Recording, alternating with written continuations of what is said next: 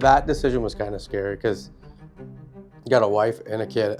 I'm about to leave a paycheck, steady paycheck. Meet the founders of Greenwood Contracting, two guys who took a side hustle and turned it into a thriving business, only to realize that growth isn't as simple as just doing good work.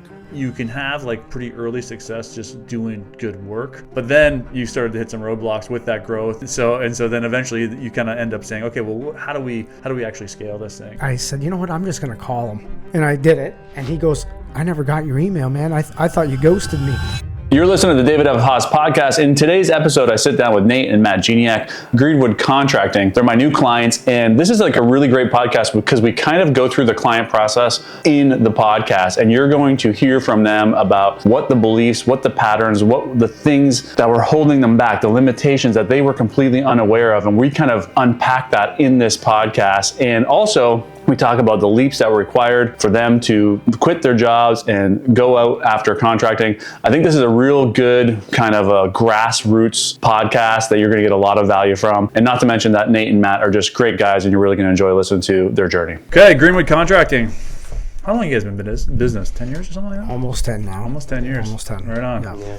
Matt and Nate Gignac.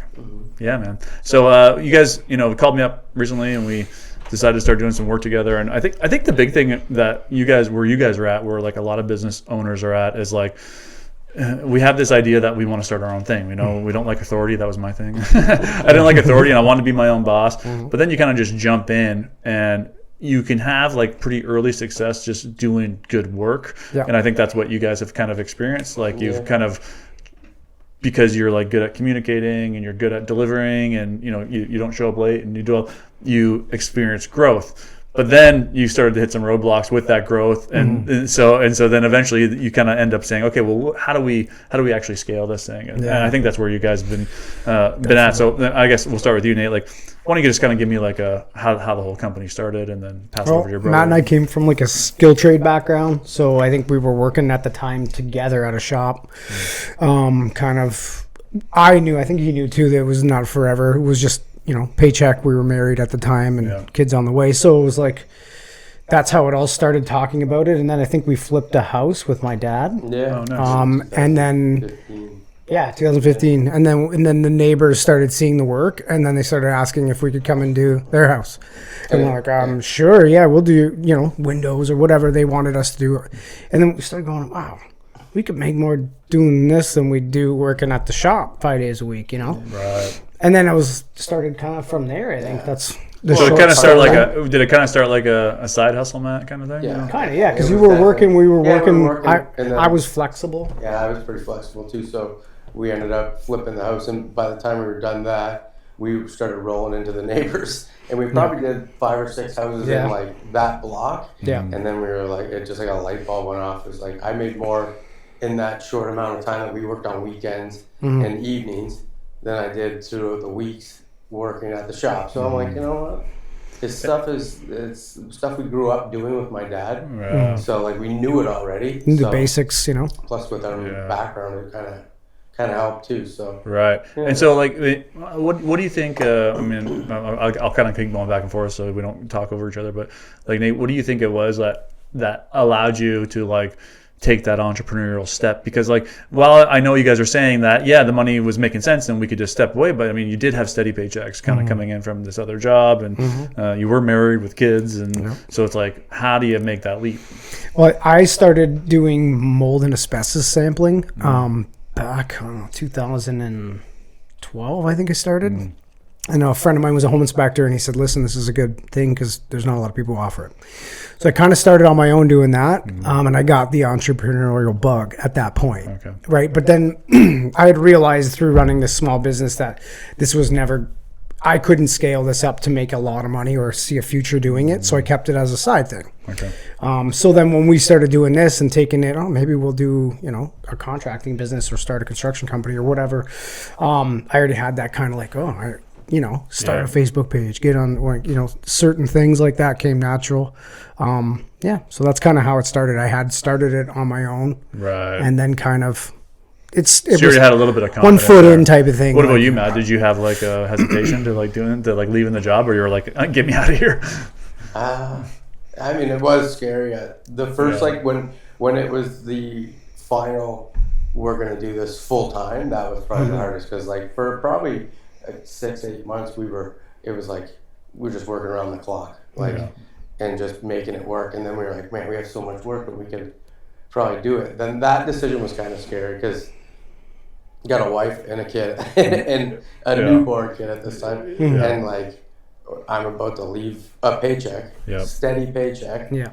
But I don't know. I just saw that there's money to be made there, and the flexibility of being your own boss and running your own business sounded good. I didn't really anticipate getting like to where we are right now. I'm not gonna lie. I was more of like, well, we're just gonna work for the rest of our lives. But yeah, I think you guys saw it probably in the beginning as hey, if we continue to work like this 40-hour week that we're working and we're doing these jobs, we'll be making double the amount of money or more doing that. But then you got to a point because of I think the work that you were delivering, that your demand outpaced the actual amount of work that you could do, and so then this is when you get into like beginning to hire people and kind of like where you've kind of been now. So what do you think allowed you guys to get to that point like so quickly? Like it kind of really feels like you're doing the work, just two of you. It's like two brothers like building houses, and then but really quickly like you get to the point where more and more people are asking all the time for, and so then that's when you decide to start hiring some people.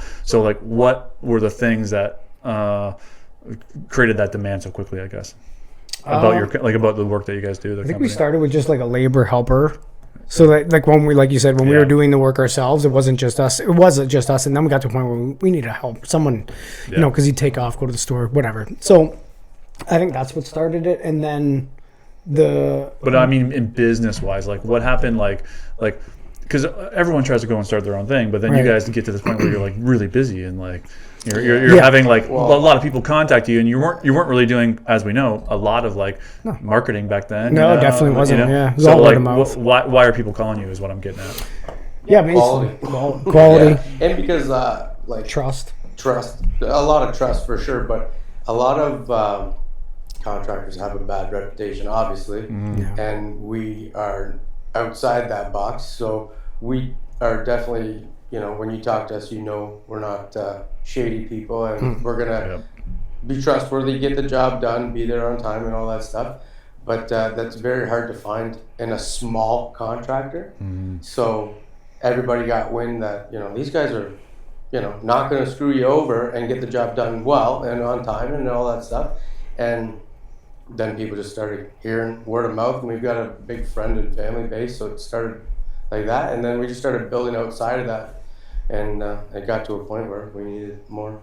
Yeah, and I think that's what I was trying to get at. Was that like I think like when people get into business, and even you guys are still a little bit trapped here, is like thinking that like you have to get outside of the circle of the people that in order to be like super successful. But like pretty much like for me, like almost all of my clients, come from somebody that I'm like not 6 degrees of separation. I'm like 1 degree of separation from now. Yeah, sure.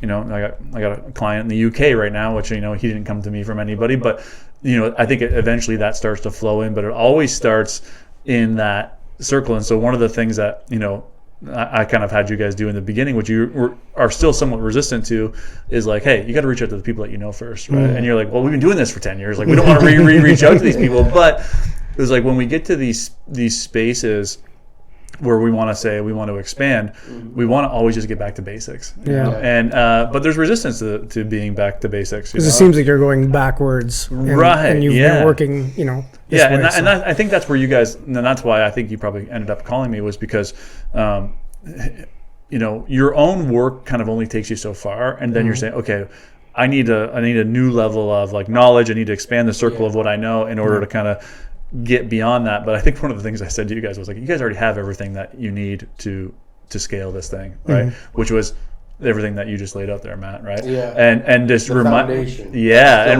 We still needed to know that we were on the right path, and we needed you for guidance. So That's it, right? And so just looking back, and that's kind of part of the reason I brought it up in the podcast, was to remind you guys, like, hey, you guys did build a business before, right? Yeah. And so then we hit some roadblocks when you got bigger, right? Where it's like, this is like the common contractor problem, like, and not even contractors, pretty much all businesses, right? Which is like, in the beginning, you're doing everything yourself. Then it's like, oh, you're so busy, you can't handle it, so you bring in a bunch of employees. Yep. Then you have to manage those employees, right? And also, it's like you're getting so busy that now you have to get back into work as well. Yeah. And so, like, I don't know how many times I did this in the bar business where it's like, you know, I hired people, we got super busy, or we got super slow, and then I had to come back into work, and I stopped doing the things that made me busy, or because we were so busy, I was working and I wasn't doing the things that made me busy. And so this is a cycle that we're trying to pull you It's guys very out of. similar because in our industry,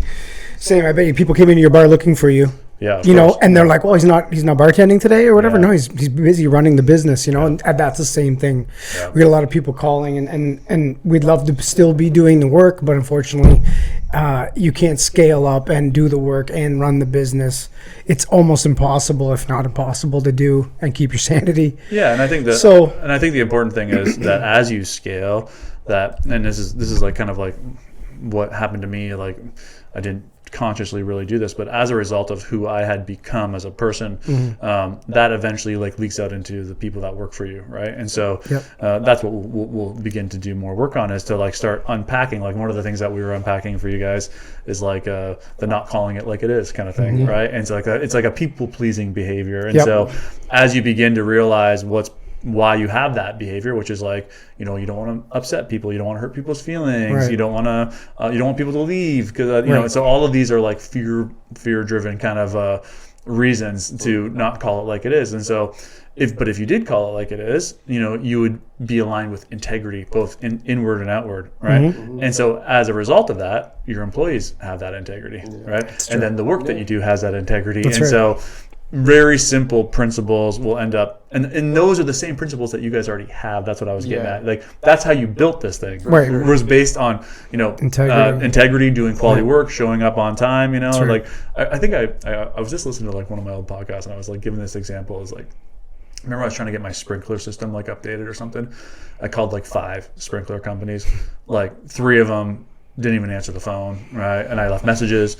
2 did answer the phone, and then like no one ended up even showing up, right? And I was like, in that instant, I could see in a flash that I could like go and start a sprinkler company and just dominate It's everybody. clearly a demand, a need Which would here. be like for it. answering my Yeah. phone, you know, and showing up on time and just doing good work. And you know, you guys intuitively already had that, and I think where we should continue to have the conversation is like, and maybe we just kind of do this as like an expansion of our work that we're doing together. But it's like, what are the belief systems that are preventing you from thinking that you can make this thing bigger, right? Right. You know, and so it's like, part of it is that one of the beliefs is that the customers want to see us. Right? Yeah. You know? Yeah. And so it's like, yeah, sure, they do. But it is a belief. What customers want is they want good quality work at a reasonable price. Right. And so as long as you can deliver that with your staff, That's it. then you have the same thing. So now see what I just did for you guys? I just recontextualized that whole thing for you. Now you're like, oh shit, wait a second. Like, that was just a belief that I was holding on to, that I need to be at the job at all times. Right? Right. And sure, there'll be customers that will push back that on, way, and they'll say that. They'll say, I want you here. Like, I Yeah. want you to be the guy here. And you know, and so, but that's, you know, you can't let them being upset affect No, for sure. the way you run your That's business. been a struggle too, because you want to, you want to. People please again. Like, Yeah, you kind of. wanna You want to be make them there, happy. You don't want to make them upset. You want to do Yeah. everything you can to make them happy. You know, so that's the biggest, I think, challenge I with think that it's one. like kind of a good thing in a sense, but then also not a good thing, because that's what makes us the people that we get calls back from previous clients, because we are like that. But then how do you grow a business based off that? You can't. You get to a point where it comes down to business. Kind of plateaus. And, you know, we built the foundation off of that, and then.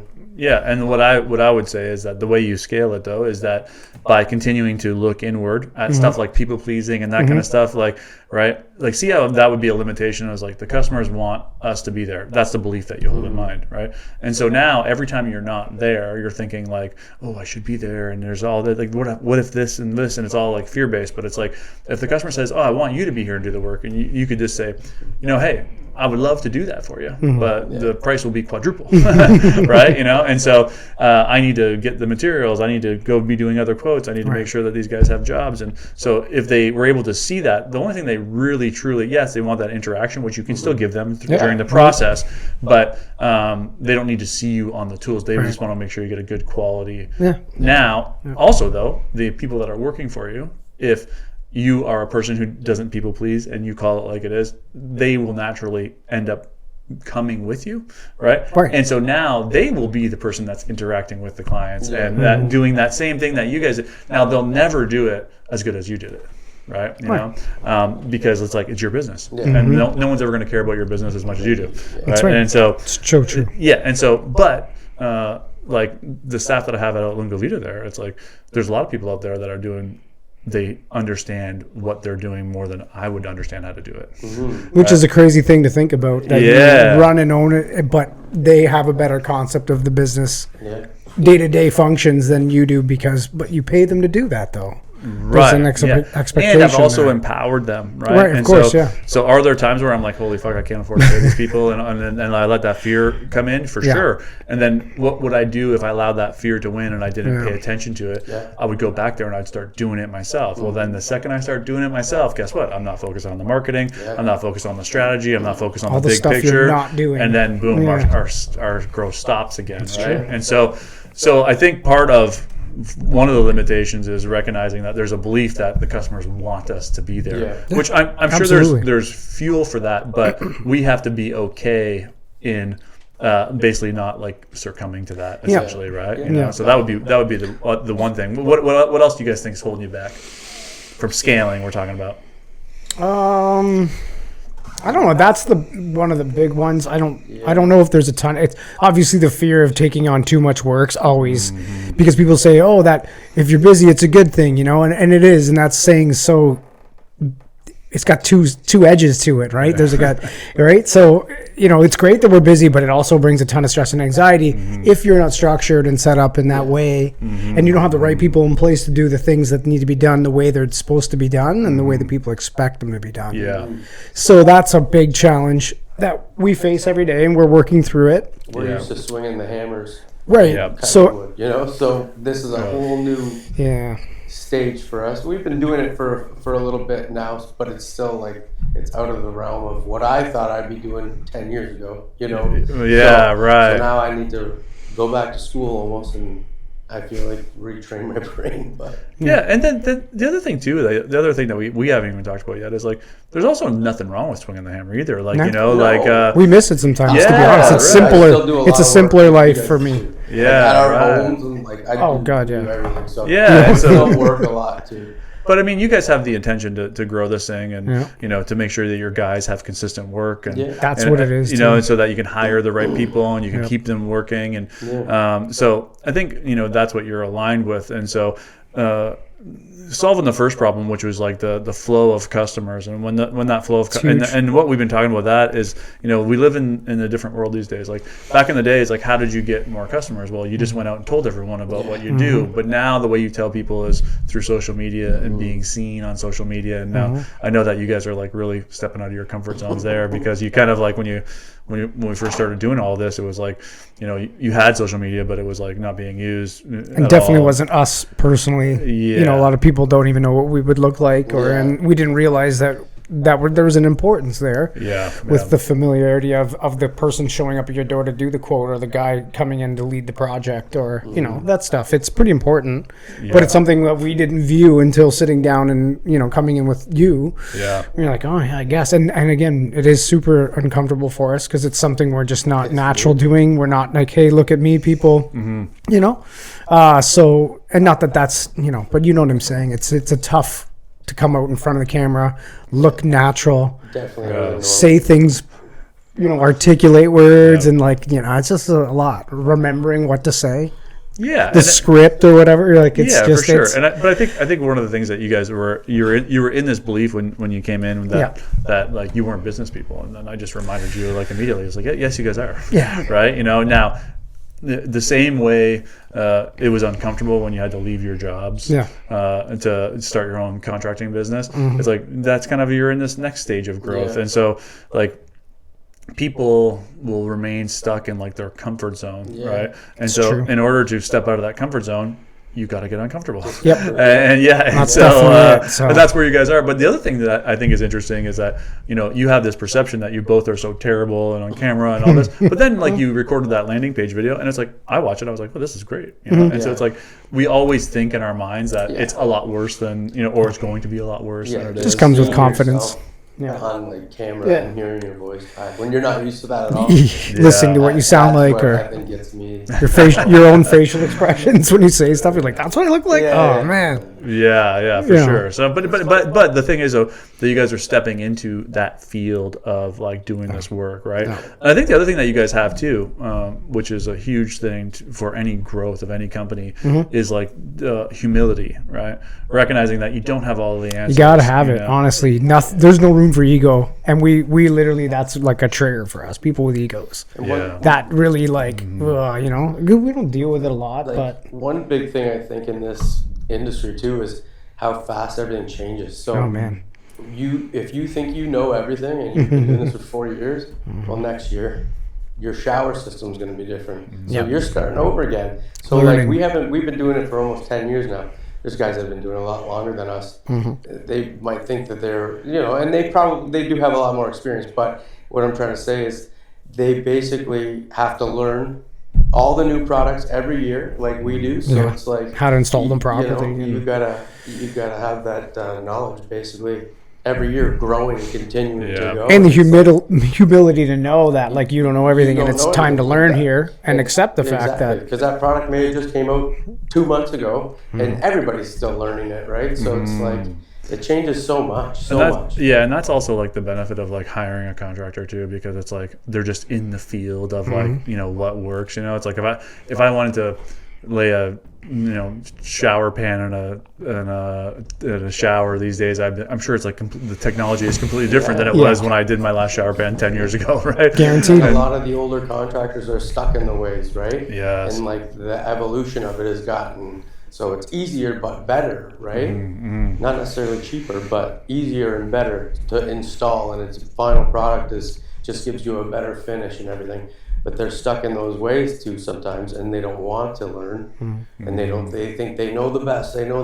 But then it's like, well, if you look at the new product, this is the best. But they got to relearn too, right? So yeah, and I think that's what you guys have is that's probably another reason why you've had the success that you have is you have this willingness to keep getting better, right? And so so you're looking at the new technologies, but then also now as you step into like looking at growing your company, it's like you have to have that willingness to do the work that's required to grow the company, which is like to get your message out there more, let people know that you actually who you are and what you do. It's sales tactics, like we've never been salesmen, even though we sell jobs and we try and sell our trust and our experience. It's just what you've been coaching and going over sales and how we speak to people and what we say, what not to say, and when to say things. That's all new. So that's a whole learning curve for me, and I know it is for you too. Just, again, stepping out of our comfort zone of what our day-to-day looked like over the last few years to advance our company. So. Yeah, and I think that what you just touched on there was the sales, which is something else that we've been working on. And I think there's a belief system around sales too, as well as like people think that salesmen are shady or whatever that may be. And catchy tagline. Yeah, but the thing is, the way I kind of perceive it is like.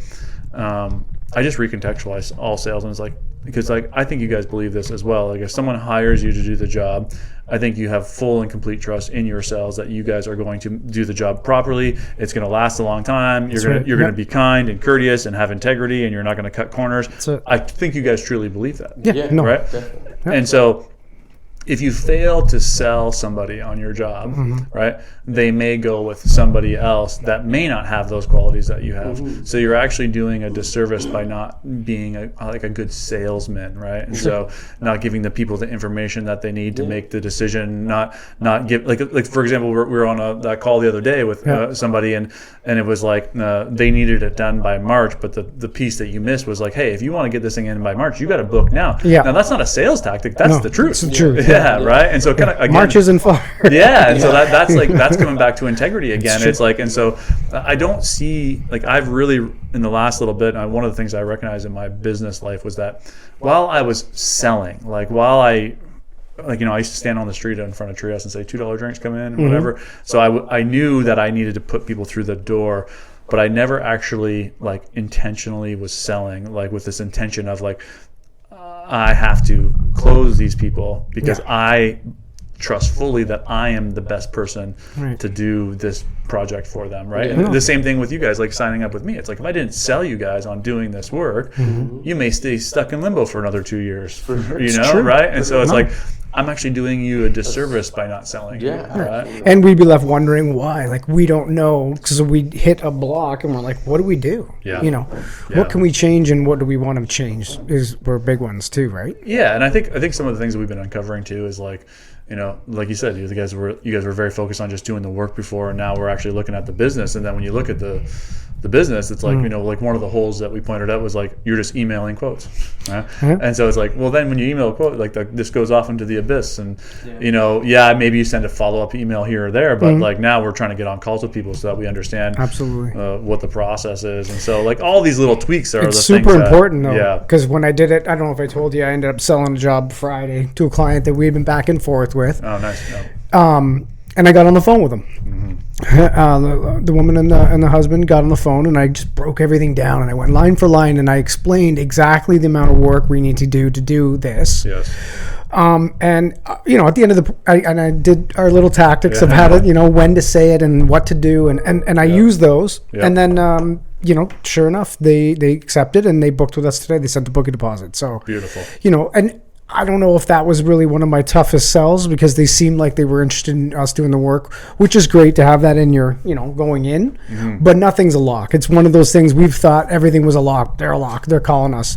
Never hear from them again. Exactly. So when I was on the phone with them and I said, we're booking, and the March is booking up and spring's busy for us, they said they want it now, as soon as they can, because they want to get it over with. So that really worked out. And, I mean, and to see like that is like another like a power of having that humility, having a willingness to learn, because like without that potentially like that could have been another quote that was lost into the abyss. Absolutely. And while they were like already like wanting to make the buy from you guys, but it's like you never know. It's like if you just send them an email, it's like you never have that feedback. We lost a job this year because I sent an email to a client that I was like, oh, it's a lock. We got along great, like it went well. I was there for way too long talking about everything other than the job, which that kind of interaction is just a great energy to have with a client or potential.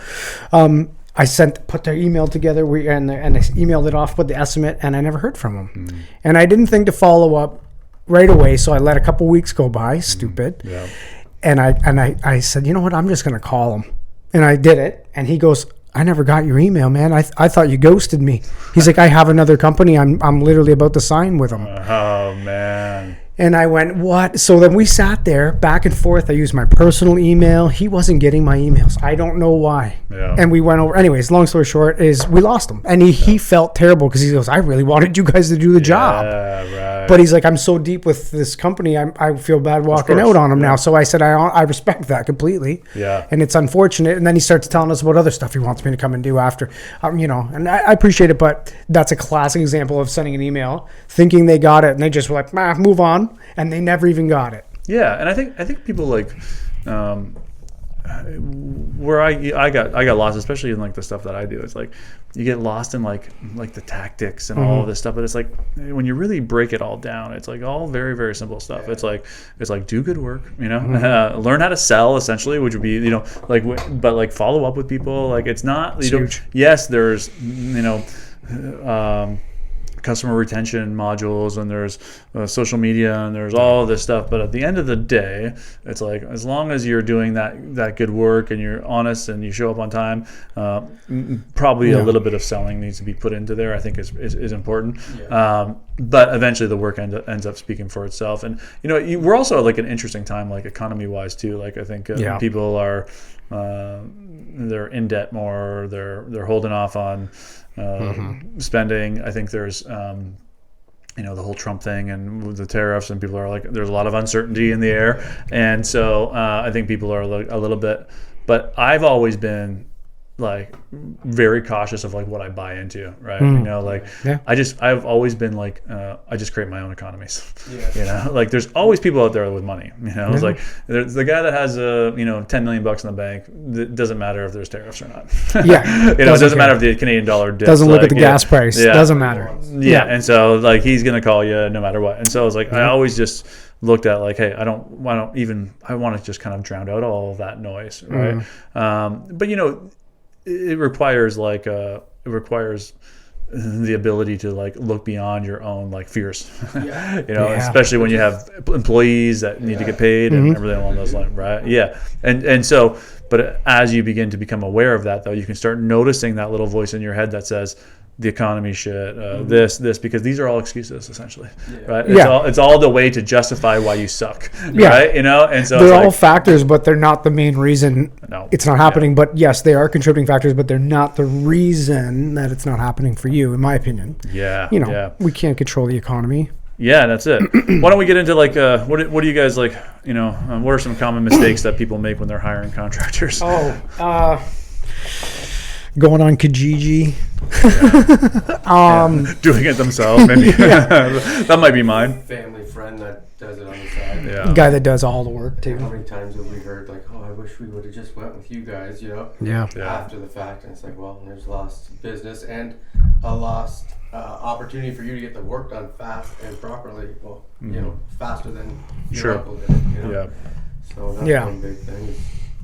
Yeah, and I think when you think renovations, it's like, especially when you think about like renovating your house, it's like you really want to like you don't want to like kind of cut corners, you know. Like I remember like when I had a contractor once doing some work for me, and I was like, oh, all paint, right?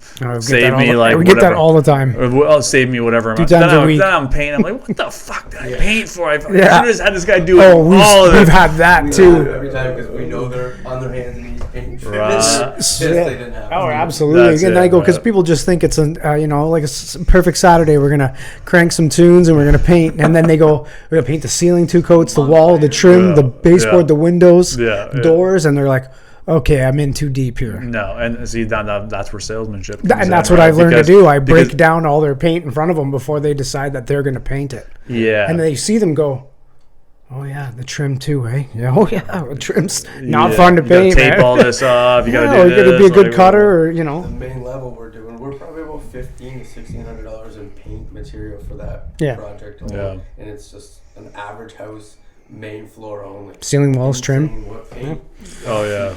Too, right? Yes. Good paint's almost $100. Well, that's a lot of money for just paint, but it's like, well, the paint is this much, and then all the trim work, doors, all that stuff that you're not really thinking about. Disposable like stuff, walls, right? Oh yeah. That's what paint one door in the frame, and you'll be like, fuck. And I gotta do 10 of these. Yeah, exactly. Yeah. So paint's funny. I don't know if that's just like a Windsor Essex County thing, because we're so blue collar in this city. Everyone kind of knows somebody who will do it for cheaper, or their uncle's gonna do it for them, or their neighbor's an electrician. Yeah. You know, so people are looking to save when they can, which I understand and respect that fact, because I'm the same way. Sure. You know, we do everything at our houses, but we still hire certain things out that need to be done by a professional. Yeah. I'm not going to replumb And I think there's house. another belief system that I have to break people out of a lot, is that Windsor's a blue collar city, which I mean it was and it came, but I feel like that mentality's still present a lot. Well, I think that is to like for example, like, yeah, maybe we have a blue collar mentality, but if you look at like, the income and where people are at, it's like,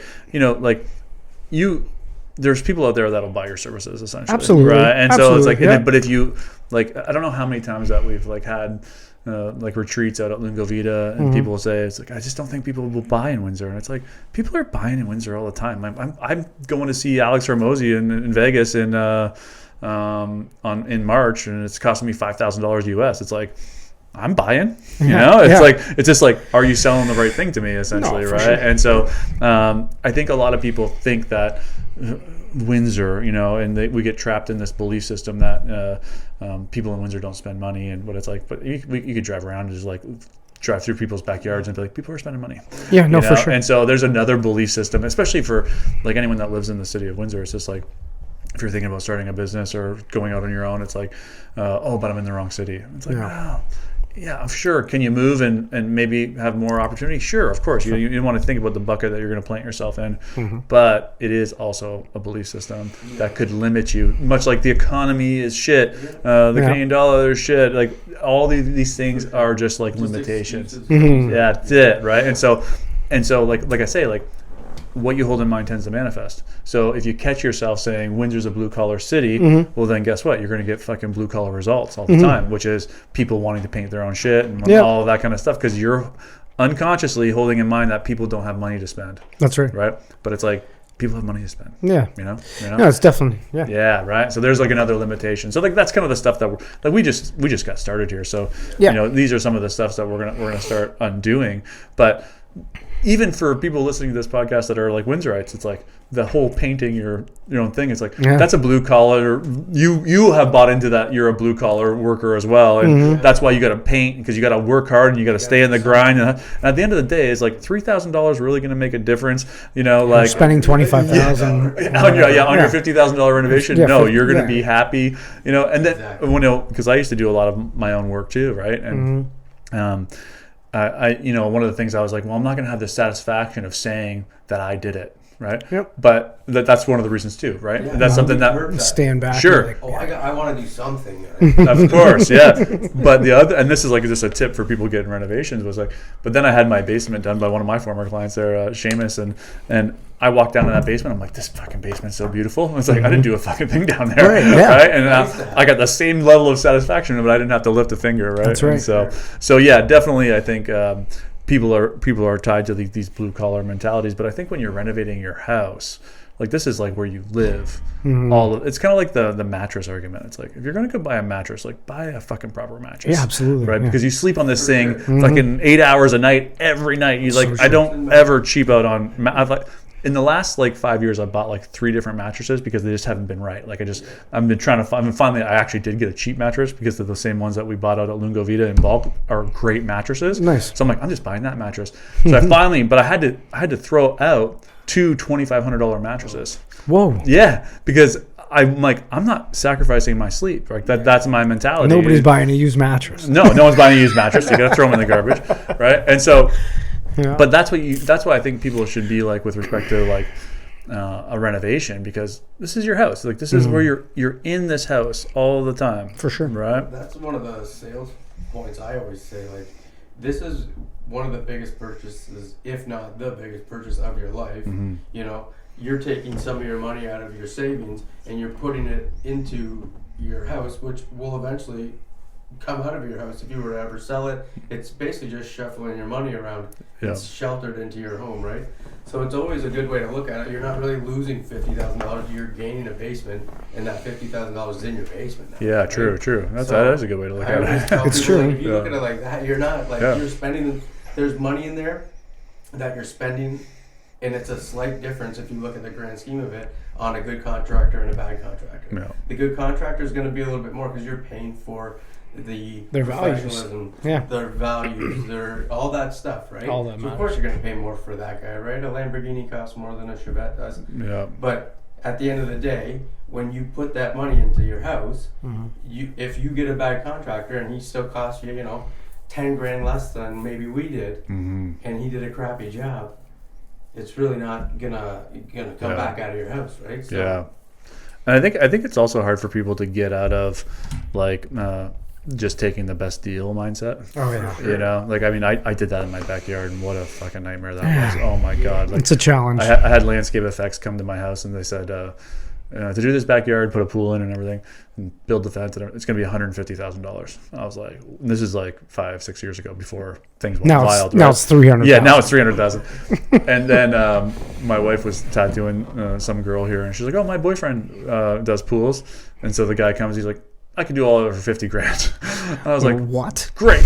Do it. Yeah. Well, it was like I had to rip out the concrete. The liner is going to have to be replaced way sooner You than pretty it much was. should have been there every day micromanaging them, but you didn't. You hired someone to do a job. And but it's like I've had to learn this lesson like so many times. The pool, I think, was the last time I've learned the lesson, is that like cheap people pay twice, but it's probably more like cheap people pay like 4 times. Like even looking at my backyard, it's like I had to rip up concrete and get and redo it, which cost way more than just having the concrete done. Yep. It's a good guy. Yeah, that's it. And then the liner, right? And it's and like all of these things that happen, and I was just like, oh my god, like like there's just so much that went wrong there, and it was because I was trying to go for the deal, and it's like it's hard to resist a deal. It is. People are against it. Like you got to get out of that mindset because it's your biggest investment. You got to put the proper money into it. You don't want your brakes to fail on your car, so you go to this shady backyard mechanic that can't do it, or you go to That's it. No, it's the truth. Yeah. So where do you guys think? Where do you guys see? Like, what would you like to see out of your company in the next year here or so? Completely eliminate that ebb and flow. That's a big one. I feel like, and a lot of contractors out there, no matter what service, there's ebb and flow. Just, you'll call it the slow season. We want to eliminate that for our company at least. That's a big one. That's probably the main one. And then, we're just growing as we need to create a sustainable company that's going to be around for 30 years. And then we can say that's the integrity. 30 years of serving this county, I don't know. No, I don't. I think it's good. I don't think that's an I don't know. Trying to win any awards, that sounds like a great intention, Like, we want to be millionaires. Yeah, it's not really. I don't know. We just want to have a good business that maybe our kids will take over. Sure. Yeah. Right. I love that. Yeah, this has been good, guys. I think it's one as we kind of unpack some belief systems that probably a lot of people are holding on to, but also kind of seeing like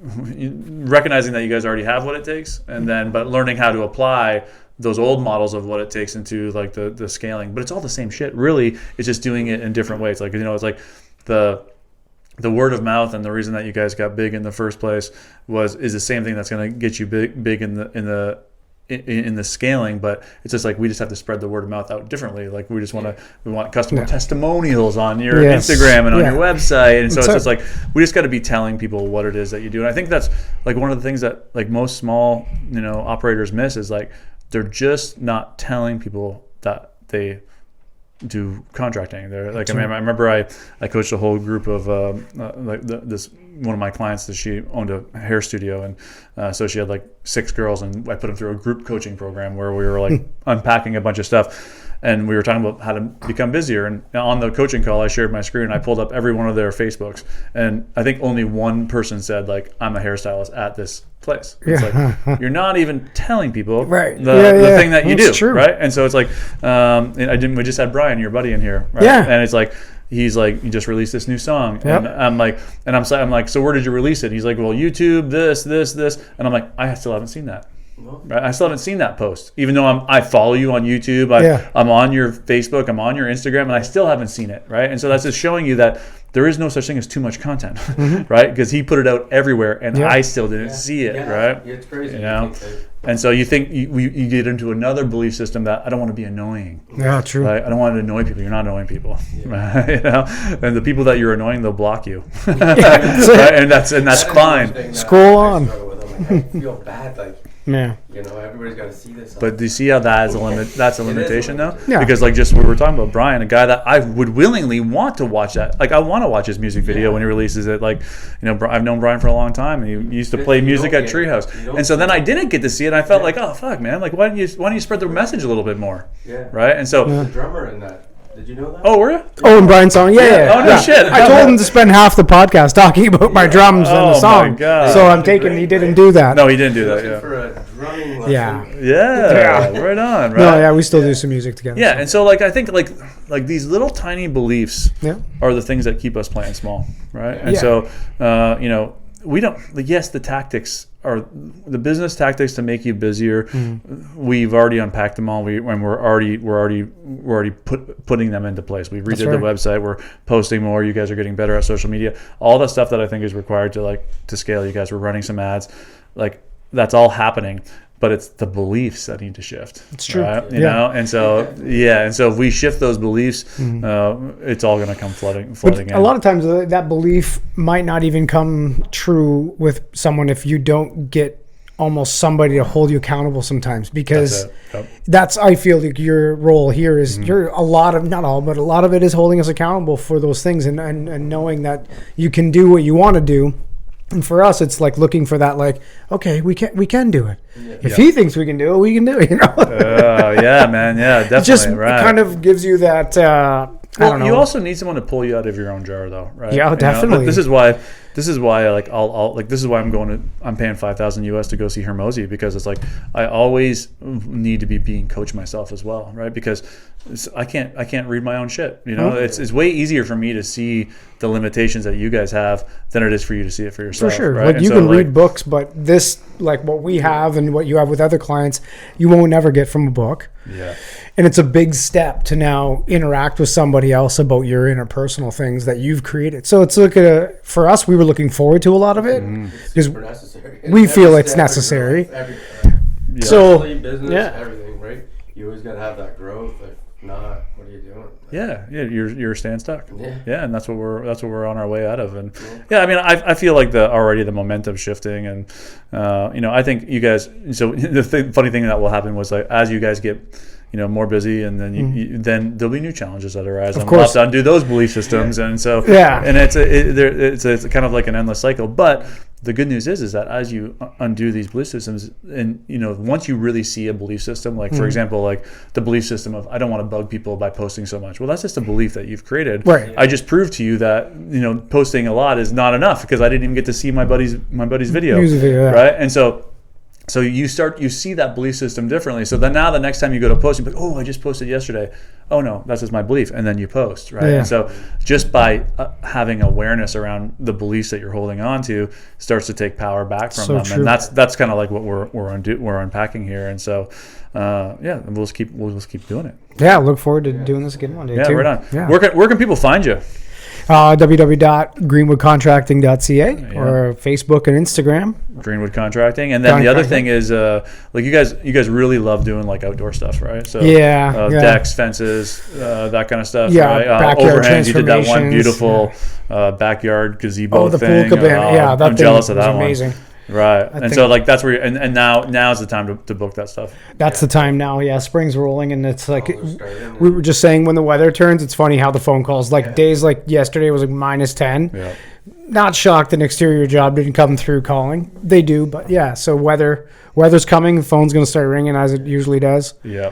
And that's the challenge I have at Lungo Vito too. I was like, I'm trying to tell people, hey, you need to book for summer now. Yeah, absolutely. But it's like it's -10 out, and people are going, oh, like, Wait. Yeah. First nice day, that phone's that's going to it, ring. right? Yeah. And so, and I mean that's part of the sequences that people are going to go through. But again, it's another belief, right? And so we can train people to book now. That's right. Right. And That's so definitely if you're looking for good contractors, you got to check these guys out, Greenwood Contracting, and I definitely think that no one would ever regret hiring you guys, kind of thing. Right? Good. Just from what I know of you guys, it's like that you have integrity and you want to do the job right, and so you won't be sorry. So anyways, thanks for taking the time. Thanks guys. for having us. Great conversation. Yeah. Yeah. Thanks. All right.